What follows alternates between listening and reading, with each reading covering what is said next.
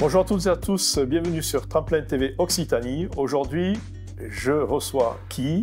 Emmanuel Ducluseau. Toujours là le garçon, il s'accroche. C'est sa table. Emmanuel, toujours préparateur en prise de parole en public. Toujours. Et tu nous parles de quoi aujourd'hui?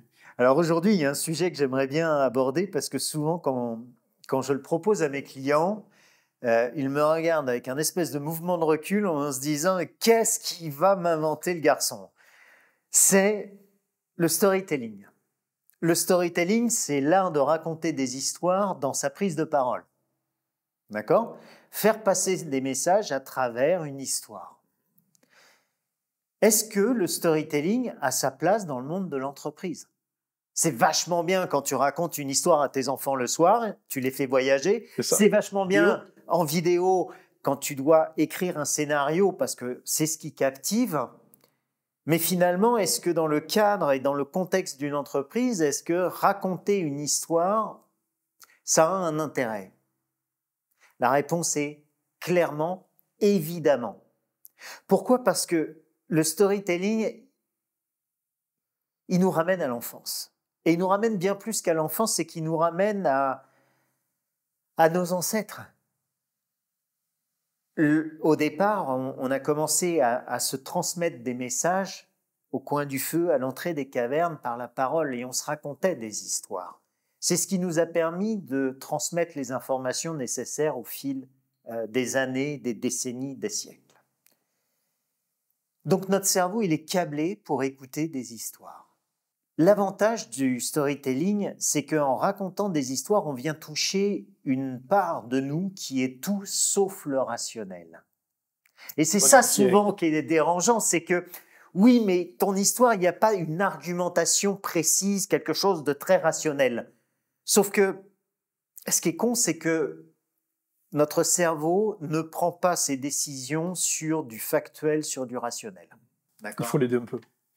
Il faut l'aider parce qu'on appelle l'intuition, l'inconscient, comme on le veut, mais finalement, notre prise de décision, elle est inconsciente et elle se base sur de l'émotionnel qu'on vient rationaliser derrière, on ne va pas rentrer dans les détails. Mais le storytelling nous permet de pousser à l'action. Et qu'est-ce qu'un dirigeant veut quand il prend la parole ? C'est que l'action soit faite. Ben oui, bien sûr. Alors moi, j'ai un exemple, tu vois, où tu peux peut-être nous aiguiller. Dans ma société, forcément, on est obligé d'évoluer, on va changer du matériel. Ce matériel va entraîner de l'adaptation des collaborateurs, donc de l'insécurité, de la peur, de l'inconnu, de plein de choses. Ça va être compliqué à présenter. Oui. Comment je peux présenter ça avec le storytelling ? Est-ce que ça a un avantage ? Si tu regardes dans n'importe quel film, tous les héros sont confrontés au départ à une difficulté. En entreprise, des difficultés, j'ai envie de te dire, il n'y a que ça. D'accord ? Des obstacles à franchir. Parler clairement de la difficulté, du ressenti qu'on a à franchir cette difficulté, c'est montrer à ses collaborateurs, à son audience, qu'on les a compris, qu'on sait ce qu'ils traversent et leur dire, voilà, l'obstacle est là, et il va falloir le franchir. On n'a pas pensé qu'à la rentabilité, on a pensé aussi à tout ce qui... Et surtout, on sait ce que vous vivez, vous les héros de l'histoire, parce que finalement, le changement, c'est pas un objectif, c'est pas un but, c'est un chemin, le changement, c'est pour arriver à quelque chose d'autre. On sait que ce changement, ce chemin va être compliqué et on est avec vous pour le traverser. On peut par exemple partir sur un des anciens collaborateurs qui est là depuis 25 ans et de dire, vous savez, la première fois où Georges a mis les pieds dans cette entreprise, il avait 18 ans. Et le premier jour, il s'est retrouvé confronté à une difficulté énorme qu'il avait du mal à gérer. Tu te souviens, Georges ? Cette difficulté, qu'est-ce que tu en as fait, Georges ? Elle t'a fait grandir. Et ainsi de suite. Et en partant de cet exemple concret, en fait, tu vas finir par embarquer les gens.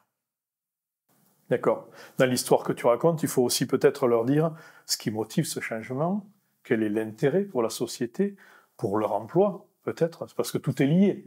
Oui, ce sont des arguments rationnels, mais quelque part, ils vont faire eux-mêmes le chemin. L'avantage de raconter des histoires, c'est que tu n'es pas obligé d'amener immédiatement des arguments rationnels. Ils vont eux-mêmes se faire leur propre bénéfice D'accord. à l'intérieur de ça. Et le bénéfice de chacun, il peut être différent. Oui, je comprends, c'est vrai. Voilà pourquoi la force du storytelling bien mené dans l'entreprise est importante. C'est pas un exercice facile. C'est pas un exercice facile et ce qui est important, c'est surtout de le simplifier par rapport à un film qui est très complexe dans la création du scénario.